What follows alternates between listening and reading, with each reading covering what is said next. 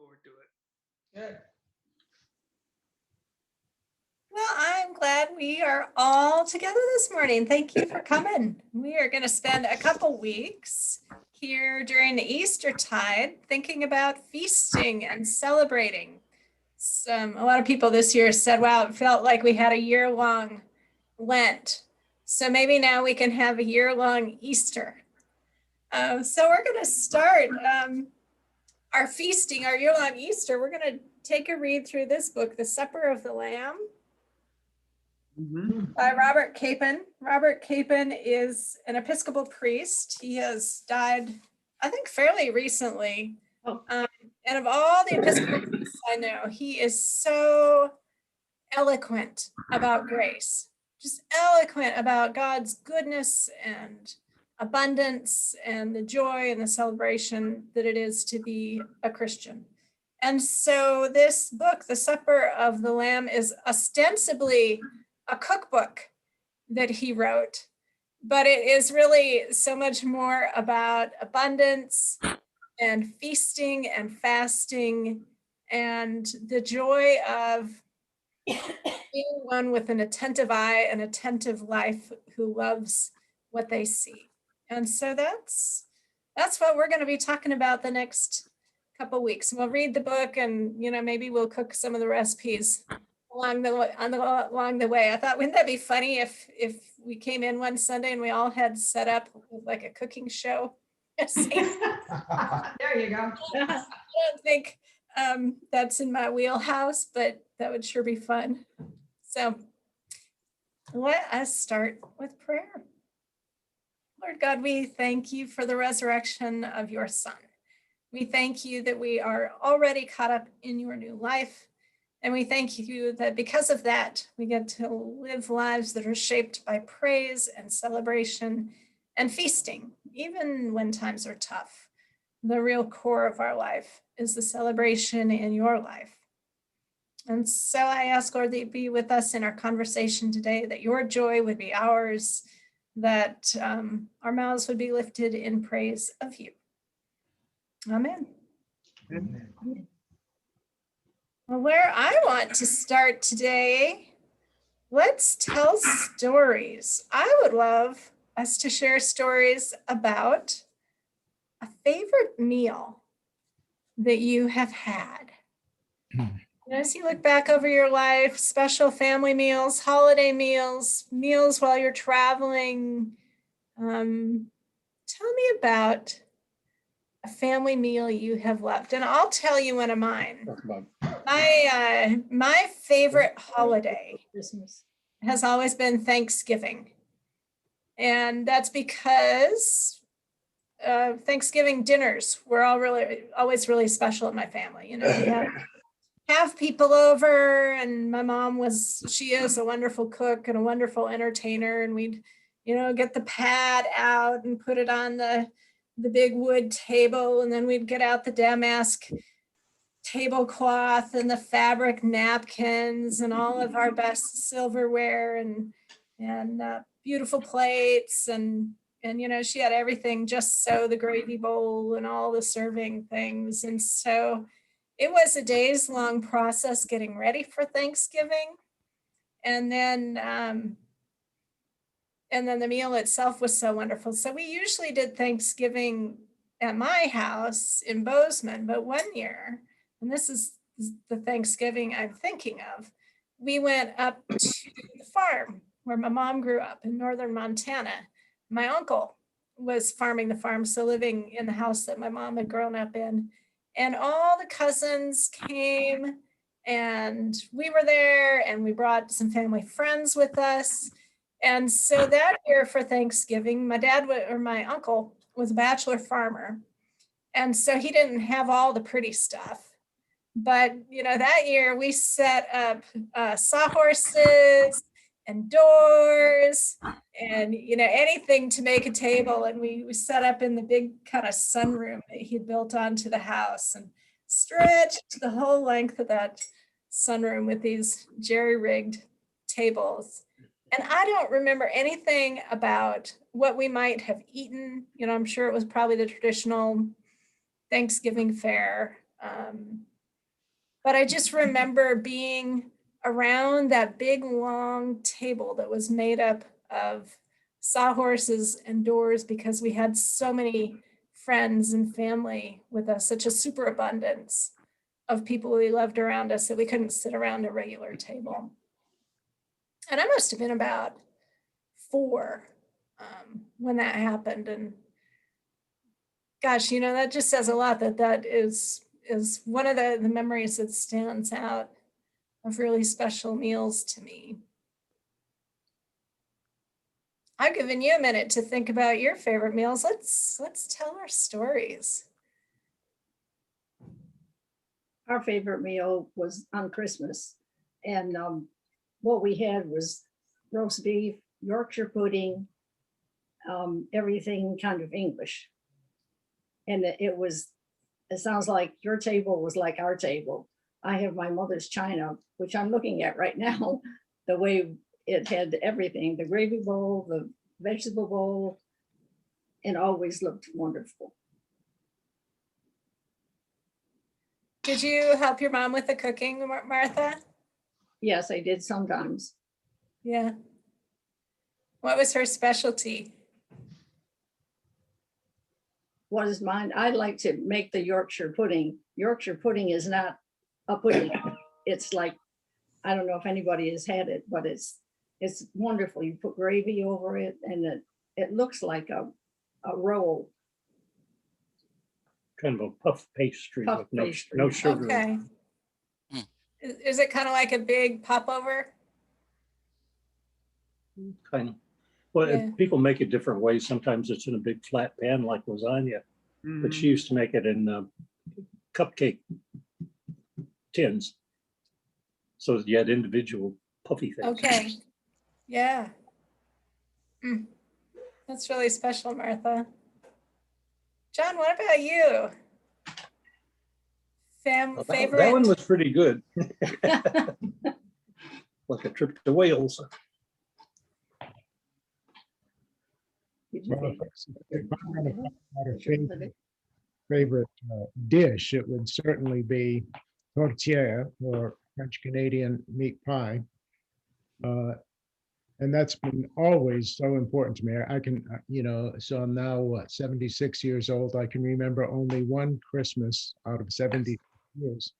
Of course, I guess I don't remember the first 2 or 3 very much. But only once that we did not have tortilla, either the day before Christmas or after I married Emily. Of course, French Canadians were no longer in the numerical plurality of our gatherings. So we had to push tortilla to Christmas Eve, which was okay. I mean, that was fine. But I put so much emphasis on it that my children developed this legend or myth about French Canadian meat pie.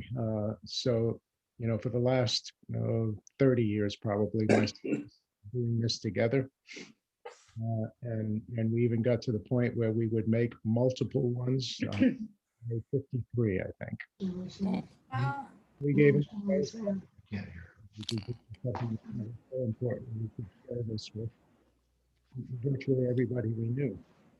And then my son developed this thing, because everybody would ask, as you did, Kristen, how do you make it? I was just going to ask you to tell us again because it's so delicious. My son said, "No, we can't. You know, this is a family secret. I mean, we cannot let this out of the bag. I mean, it's only the men in our family that know this secret. I mean, women don't participate in the preparation." We had to revise that when my granddaughter was about 7 or 8 years old, because we didn't have any males at that generation anymore. So we figured if the tradition was going to go on, we had to extend it to women. And then my son added this piece too. If the word ever got out, we would have to eliminate that person. Like, Christine, I think you're safe. I mean, I do remember you telling you how to do it, and you tried it at home, and you said it worked out well. It was delicious. Yeah, we will make that part of our tradition too. Yeah. So there are a couple of key ingredients that make the Messier tortilla a little different than everyone else's.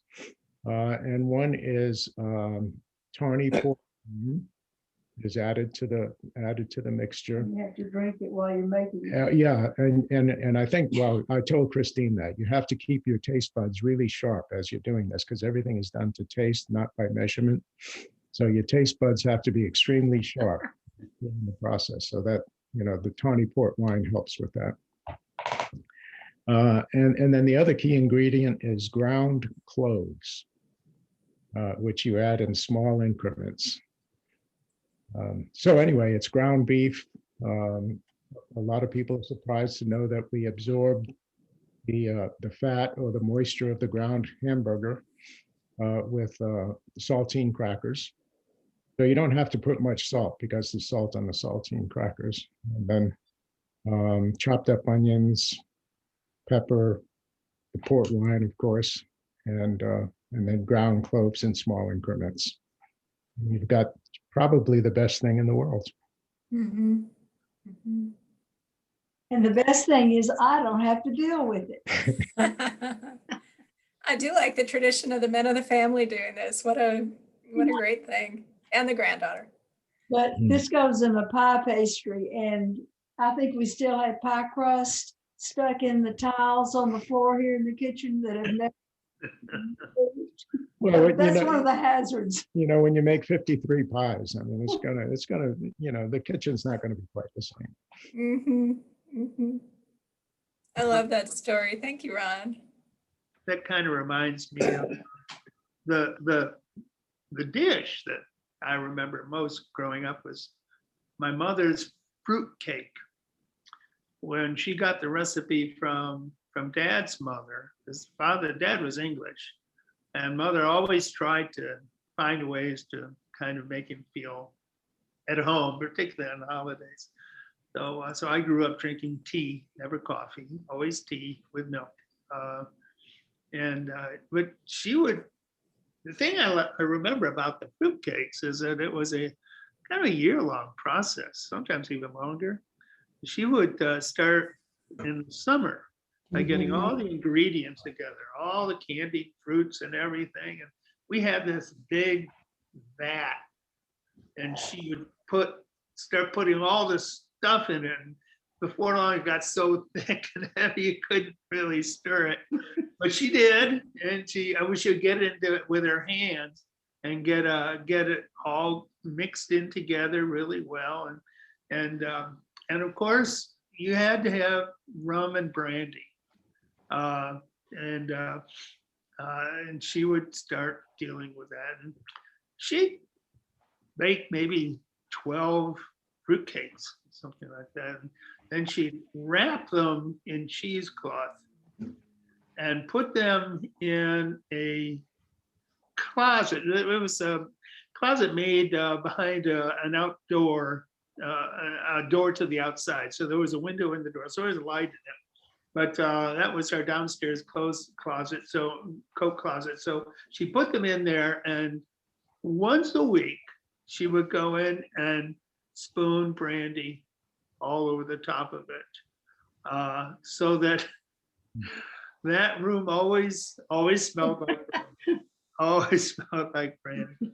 And we knew it was Christmas when she brought out the first.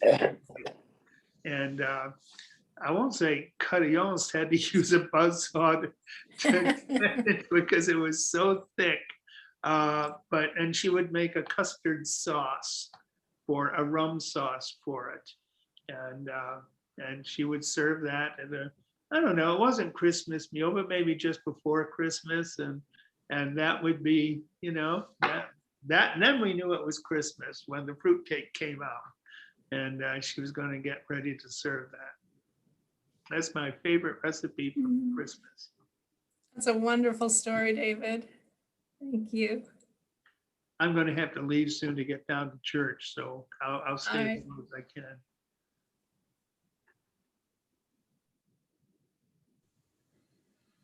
Yeah, not last Thanksgiving, but the Thanksgiving before, we stayed here at our house in Murfreesboro, and our adult daughters traveled to us, and they were so into deciding what we would have, and it ended up being quite a feast, and it was really fun that way. It was sort of a break from the usual traditions of traveling to a parent's house for the holidays. And we roasted a turkey and we fried a turkey and we charbroiled oysters and and they went through the New York Times recipes and came up with their own side dishes. And it was just really, really, really fun. And we enjoyed that. Easter is always great. Lewis makes lamb chops and with compound butter. And that's just always just a very festive feast. It's something about springtime and the end of Lent. And it's so celebratory. And that's been a great holiday. But another little meal that I inflicted on my family about 100 years ago when the kids were really little, we were out west in Colorado hiking every day and seeing everything and in the national parks. And, I just issued an edict. I said, lunch will be peanut butter and jelly, a bag of chips, and a banana. And that was the rule. And the simplicity of it was essential to having a great vacation. We were not waiting in lines at the overpriced park lunch stops. So we were just out in nature having the thing we knew we were going to have. So no one even gave it a second thought. No decisions were made. And that was I still look back on that as like just a great way to handle a so-called feast, a meal, a simple thing. But that's just kind of, we go fancy or we go just plain. And it's all about the fellowship that is surrounding the meal. Thank you, Lisa. I love that. I bet those peanut butter sandwiches, you've never had such a good sandwich since. Exactly. Yeah.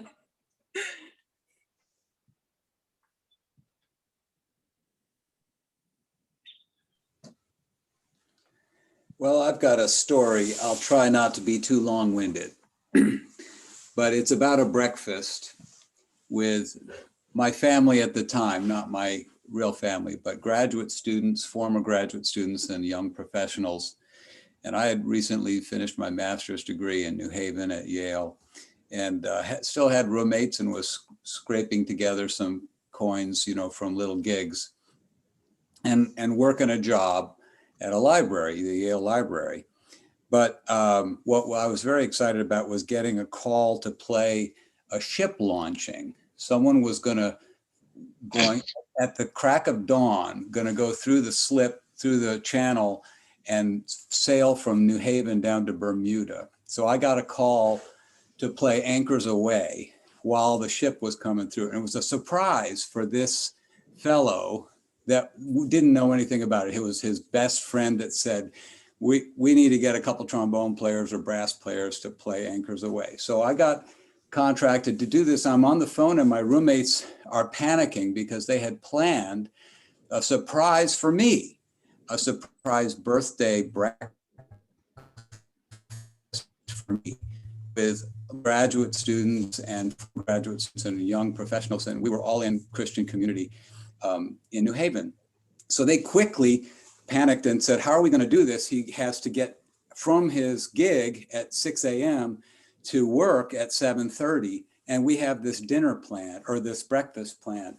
So when I finished Anchors Aweigh and I'm walking back to my car, my roommate was out there with a black hat. And he said, you're coming with me. And I got to go to work. No, you're coming with me. He put a blindfold on me. We were out in Branford, Connecticut, and he drives on the interstate and I'm blindfolded in the back seat and I'm not allowed to figure out where we're going. And he does a few circular turns. And then I hear birds chirping and we get out of the car and he takes me by the hand to a very peaceful place, and I can just hear the beauty of the morning birds. And I sit down, they take the blindfold off, and someone hits a button on a boombox, and it's like Vivaldi playing, and there's a feast in front of me, a breakfast feast with all of my friends, all my Christian friends from Bible studies and St. John's Episcopal Church, and a young lady that I just been getting to know in a red hat named Nancy. And that it was a beautiful breakfast. It was very tasty, but it was all about the experience. It was quite something. Wow, That's good. Yeah, that is definitely- beautiful. You can just hear how like the light must have shined very specially on Nancy that day. It was Beinecke Plaza at the rare book library, and security guards were looking and saying, well, I don't think they have a permit for this, but it must be some secret society. Oh, wow. What a feast. I have a little different twist on it. And this involves the first Thanksgiving at St. Paul's. And we had a worship service, but nothing else. And we were walking out, and I ran into two parishioners, both in tears, because it was Thanksgiving and they had nowhere to go. And we got in the car, and I told Jane Lee, I said, you know, that's the last Thanksgiving we'll have without a meal. And so we did. So my favorite Thanksgiving was the first year we did that. And I had about 60, 70 people. And I sat there, I didn't even sit down. I went from table to table. Jane Lee had said, bring your favorite dish for a side dish. That made sense. We left and got home. Jane Lee said, how'd you like the dinner? I said, I didn't eat because I was going from table to table welcoming people. And so my Thanksgiving that I love so much is the community, part of what David said with his friends, but it's the people gathered together. And it's just, you know, it was just great. And we've had all those things. Turkey was always there. All this stuff was always there. And fortunately, we took some food home. But I would never waste away, so I didn't worry about it. But people made it for me, and it will, I guess, always be that way. And that's a wonderful tradition that carries on. We didn't get to do it this year, or last year, but hopefully now this year. Well, it was, you know, community gathering is always very important to me anyway. And my job was to work the room, so to speak. But it didn't matter. I would have gone there. All the wine you wanted, and I didn't even drink wine. How could I not have done that? That tradition started back when we were parishioners at St. John's Church in Hollywood. And again, there was a situation where we had a lot of older parishioners. And it started really in one respect at Christmas time, because we realized that they didn't all have family down there. So the first Christmas we did it, we as a family, Kelly and Jean and I made, and Patty, we made up coffee cakes and things like that to have after the Christmas morning service. And it was the first time that they had done it. And we had it in the parish hall afterwards. And it was the first time that they had really, I think, gotten together and just talked and didn't worry about anything. And it was just really fun to do. So then we turned around and started the next year and had our first Thanksgiving dinner at the church. And we did that every year except one, when as Jean said, when we moved up here. But the one that I remember so well was the one when we were in seminary. And of course, we're all a bunch of seminary students who are living in these little apartments, and you can't do much. Some of them went home, but there were a lot of us that were there. And so one of the seminarians got his church that he was working in to let us use the kitchen and the dining room on Thanksgiving Day. And I've got a picture that I really love, and I'm standing in front of the stove in this big kitchen in this church. And I've got an apron on, and somebody said, turn around. And I turned around and looked, and they took that picture. And the seminary students, we just had a wonderful time. But because we were with the community, again, as he said, and then we did the same thing we did at St. Paul. So those Thanksgivings have been really special for us. Thank you, Jane Lee. And what a legacy you two leave everywhere you go. Everywhere we go. Except we haven't figured out what to do here yet. Yeah. Yeah. God will get you there. Yep. You may be saying, just take a breath. Let me lead you. So I'll share my time growing up in LA. That'd be Lower Alabama. Our was based around hunting, actually, because of the hunting culture there. And every Thanksgiving we had a dog deer hunt, which was multi-generations of families, you know, grandfathers, grandsons, and fathers, and sisters and brothers and grandmothers. And we always roasted whole hogs the night before. So the barbecue pits, the big pits, every 3 or 4 hogs. And then we would hunt that morning with dogs. It was a big dog hunt. And then everyone would come back and have pulled pork as our Thanksgiving meal. And again, just a big community gathering together. And now our tradition is for the last, I guess since Peyton was 8, the children have harvested wild turkeys in the spring that we always keep a whole one for our Thanksgiving meal, which has been really fun. These are great memories.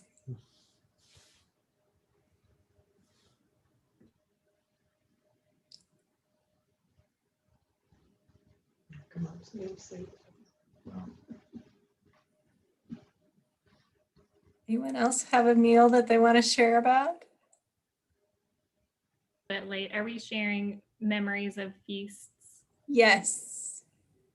We had a feast last night here in this kitchen.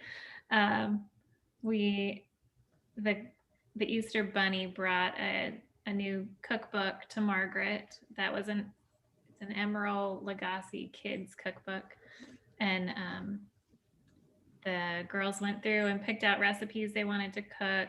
Caroline is a somewhat newly vegetarian, so we're experimenting with some new recipes. And so we picked out this veggie lasagna recipe with garlic bread, and then a salad. It's kind of like a Caesar salad with some balsamic in it. And so we all cooked for a lot of the day yesterday, cooking down like 12 cups of vegetables into a sauce and assembling this lasagna. And then last night we feasted, and the kids tried some new things they never maybe would have before, like mushrooms. And when we woke up this morning, Caroline was like, I think I ate too much last night. And we were like, we all did. We feasted last night. So oh, what a fun day. And cooking together, you know, that brings a family together. I think my favorite feast was when we were very young and we go to my grandmother's out in the farm, and it was a very big family. So a lot of kids, lots of kids. And so she would have all kinds of food out. I don't remember what it was, but, you know, roast beef and all that kind of stuff. But just all the kids. And when it was Christmas time, you know, just the excitement, the fields you could go run around in. I mean, or snow, but hey, you get out there and you play. And it was just a good, you know, I mainly remember the interactions that were so wonderful, you know. Yeah, yeah.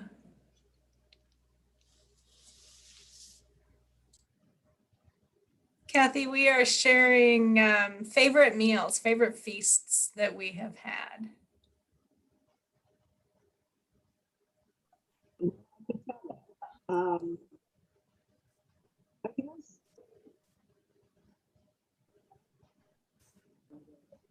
Your microphone's not working for us, Kathy. Oh, Oh, there you are.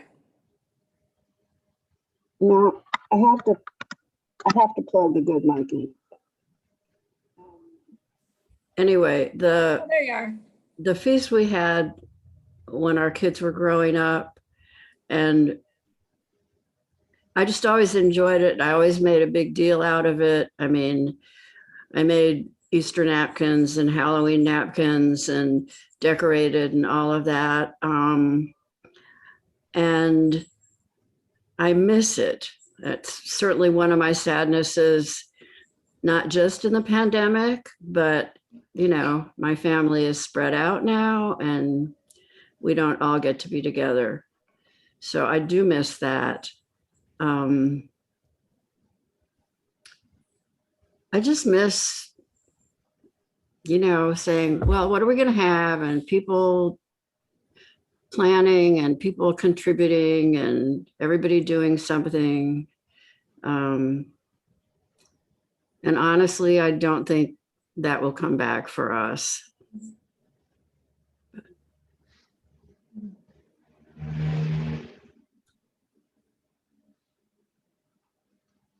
Yeah, the sadness of loss, feasting that comes with grief too.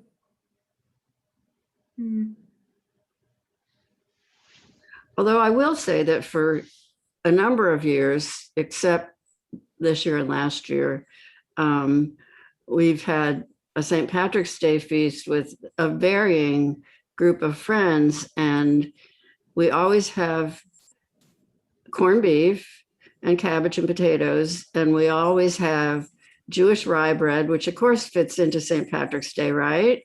I mean, because it's delicious with corned beef, and Irish soda bread. So those feasts are wonderful. And I think in 2022, we might be able to do it again. Something to look forward to. New traditions. Yes. Yeah.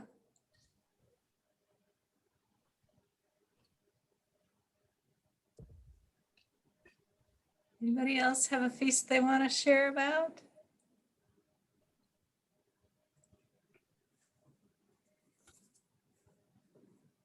Well, I wanted to talk with you a little bit then about, you know, the purpose of feasting. What about feasting? As you've told stories, you know, it's like there are these memories that are crystallized that just kind of shine in front of you. You know, Ron goes with such joy into the depths of how you make this wonderful meat pie. And, you know, we don't get the exact recipe, but we know that we got to keep our taste buds sharp with port, and we've got to get all the things just right, you know, taste as we go. And there's such joy in attending to the detail of this meal.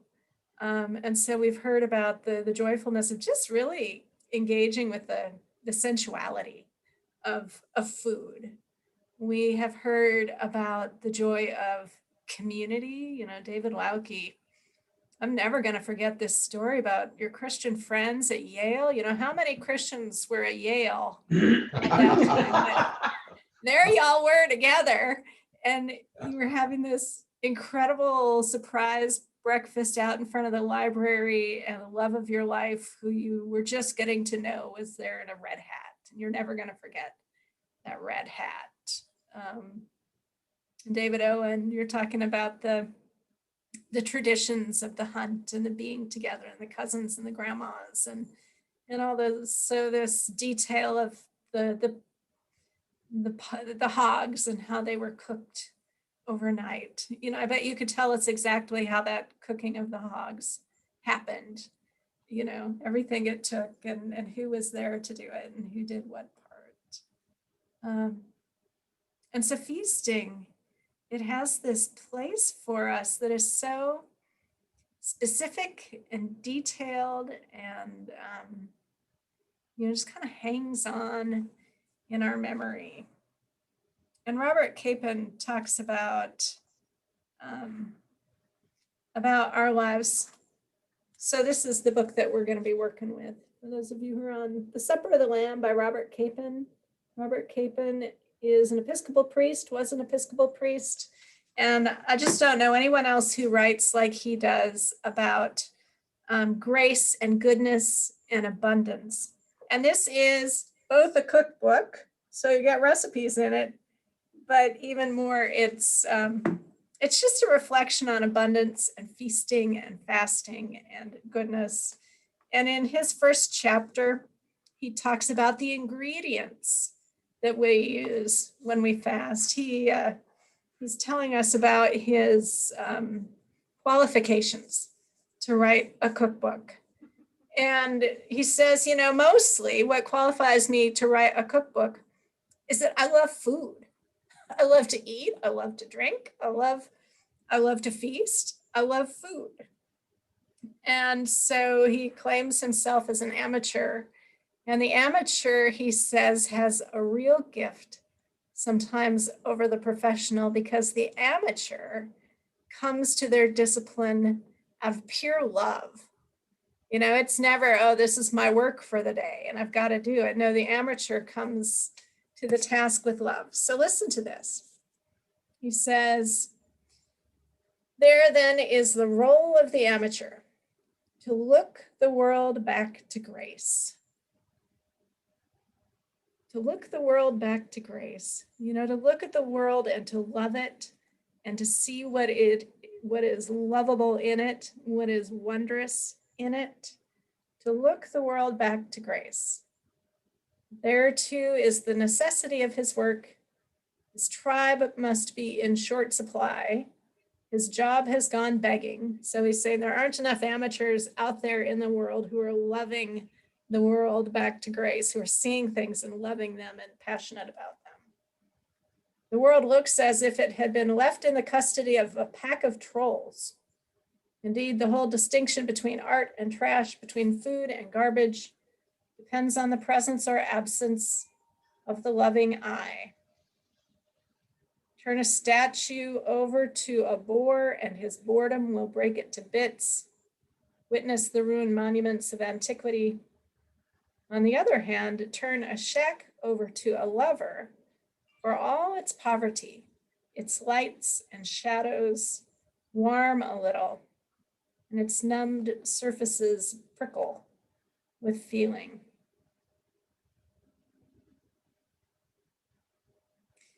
Do you connect with that? Mm-hmm. So how?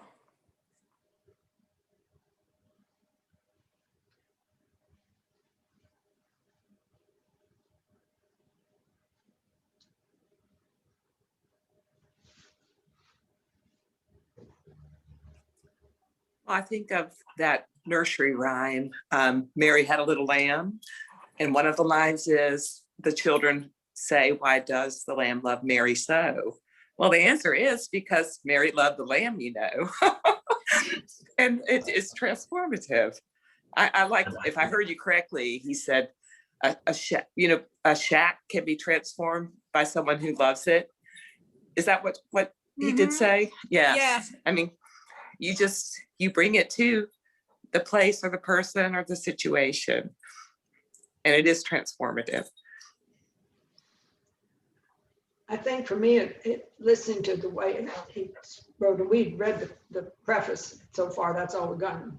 But the idea that if you're passionate about something, and he's passionate about food, then you can create wonderful things. And being passionate about something means that you're not going to be bored. And I think that's the important thing. And I thought, yes, I really need to be passionate and not bored. Mm-hmm. Mm-hmm. Yeah, how do you think, Jane Lee, that the passion gets built? Does the interest in the thing you're passionate about lead, or does sometimes deciding that you're gonna love something and attend to it create the passion? I think it really comes from your experience and the things that you become good at as you grow up. Just like we were talking about feast, and most of them were about family and about friends and things that happened in our childhood that then kept us going. And those things are the things that you become passionate about, and the things that you're exposed to, mainly by your family, frankly, in a lot of respects. But then when you go off to college, you can become passionate about a whole lot of other things. But I think it's just discovering the things that are really exciting to you. And I think for me, food has always been exciting. It's, it's something I can create. And we all have a creativity in us. We just have to figure out what. I'd like to be creative as an artist, but that's not my thing. It's not, I've tried it. I enjoy it, but I don't get the same results as a true artist. But food, you can become very creative in food if you work at it. Look at the power of the Last Supper. I mean, it was gathered for food, that everything is unveiled. So important. I always say, oh my gosh, someone's here. What are we going to, do we have anything to give them, or to food of any kind? And it's not many of us get David Lauke to play while we're eating, but that would be a nice addition. I think one of God's greatest gifts to us as humans is that we get hungry at least 3 times a day. I love to eat. And if I never got hungry, like if it was like one and done, how sad that would be. But all day long, I'm thinking about what I'm going to eat next and how I can make it and how I can grow it. And, what a joy that we have this hunger that returns.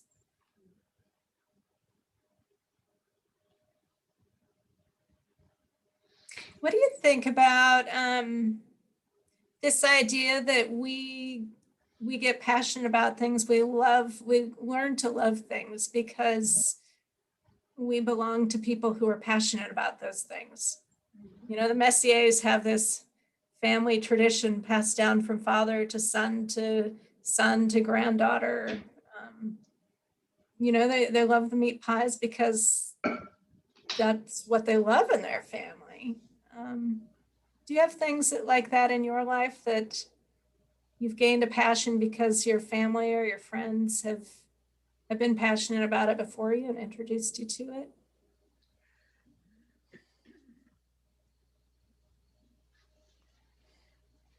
Sorry. We grew up part of our lives in Germany, and my mom learned to make a lot of German sweetbreads for Christmas and cookies and so forth. And so now I make some of the same ones, and with my daughter Meg, the two of us make some of the same ones. And it's just that family connection and the sort of history that you have. I don't do everything my mom did, but I do love that continuity, and I love that my daughter wants to make the same things. Mm-hmm.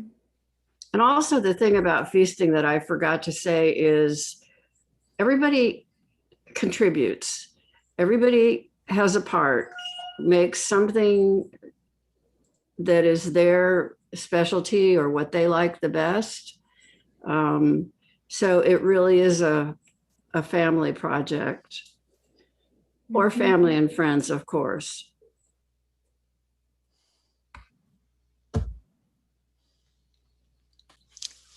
I think understanding the ingredients is key, and sometimes in developing a passion. I know, like, I kind of relate it to making pickles in the summertime, when you can understand that the process of growing that plant, harvesting and canning, to get to that jar of pickles, makes you a little more passionate about that jar of pickles than just grabbing one off the shelf and just seeing it for a jar of pickles.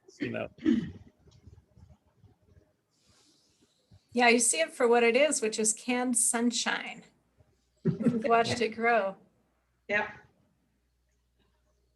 I think my love of cooking came from my grandmother. My grandmother lived with us the entire time I was growing up. And my mother sort of gave up the kitchen to my grandmother. My mother would do a certain amount of cooking, but grandmother took over the house, and she was the one that taught me, or at least I got to watch what she did. But, and she made the absolutely best lemon meringue pie you've ever tasted. And so that's where and it just came from that I know that's where it was passed down. And now my daughter is the cook. And even in sitting in a walker or wheelchair, she cooks. And they got a robot so that cleans up the kitchen after she cooks. Sitting down, you don't do too well. But anyway, it is handed down, I think, in families like that. Mm-hmm. I think my parents got us out to the national parks and state parks and, you know, stuff like that. And, you know, pretty much every one of my brothers and sisters enjoy getting back to that. And they got their kids. Some of them have an interest in it, but, you know, it was something they liked, and that we can, even now when we'll go home, they'll want to go take a walk in the park. I mean, you know, in some local park. Nothing like they used to when they were younger. You know, they want a level path these days. You know, they're getting kind of up there in age, but yeah, that kind of it gets passed on. Yeah. The wonder of the outdoors. Thinking about 3 words that folks sometimes use to talk about how people come into Christian faith: belonging, believing, behaving. So people first come to belong, you know, in a family or in a friendship. And as they feel loved and as they love, they take on the things that the people they love. And so, Greg, you know, your family took on hiking because your parents loved hiking. And so down through the generations, the love for hiking has continued. And it's the same, you know, someone maybe who doesn't know Jesus yet comes into a group of friends who loves Jesus, and before they know it, they love Jesus too. And then their lives change. How they act, what they do changes. No longer are they people who don't hike. Now they're people who do hike. They were people who weren't Christian. Now they're people whose lives are being transformed by Christ. Yeah, I think that is the process. I didn't really mean to go there today, but that's the process. Yeah, I think you got it. Yeah. Which means that evangelism is really about living our lives in a way that's whole and in a way that invites other people to live our lives with us. And we learn from them and they learn from us, and we love them, and hopefully they love us too. And we come closer to Jesus. There was a time prior to ordination in Hollywood that we had really had some experiences, Christian experiences, and we were thrilled to death, but we didn't talk too much about them because it scared people. And best friends of ours came up one day and said, you know, you've never told us what you've done, but we want what you have. Mm-hmm. I didn't know we had anything. So it was just, we want what you have. And that probably is the goal of evangelism. We want to share what we have. Yeah, Peter in his letter, he says, live your life so that people will come and ask, what have you got? How do I get it? Well, you know, that's how I was ordained before I really had a second conversion. You know, I'd been a pastor for a while, and then I met some people and I was like, wow, you know, and they pray. It's like they expect Jesus to be in the room, and he is. How do I get that? And so they taught me, you know, it took me under their wing. Well, it is time for us to start heading to worship. If you want, go ahead and pick up this book and start reading through it. You know, you don't have to read it to enjoy being in class together. This is going to just be a time of celebration for us these next weeks. But next week we're gonna go through kind of the first meal, and we'll talk some about feasting and about fasting and how in God's way, a little bit becomes a lot. So that's will be what we talk about next week. So let's pray. Lord God, we thank you. We thank you that we have these stories that we remember of goodness, of celebration, of joy, of feeling loved and loving. And we thank you that for us humans, you have tied these times of celebration to food so often, food that nourishes us and feeds us. And we thank you, Lord, that you are our heavenly food. You are our bread. And you invite us to come and feast with you every week. And indeed, in just a few minutes in this upcoming hour. And so we thank you and we praise you. We rejoice in you. Amen. Amen. Amen. Well, I will see you next week or in just a few minutes. Thank you. Thank you. Bye. Bye.